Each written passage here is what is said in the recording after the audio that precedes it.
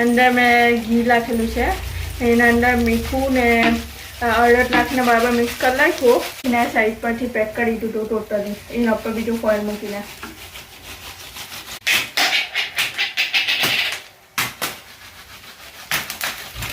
ચાલુ ડમા ચકડી.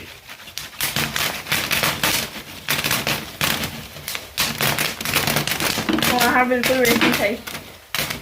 વહાણ ખરાબ નહીં થાય ને? હા વહાણ ઢોવાનું જ નહીં. ના ફૂલીને ફાટે તો એની સાથે સાઈડ પરથી ગોળ બી કરેલું છે. એટલે પોપકોર્ન તે હિસાબથી લેવાના કે વધારે નહીં હોય.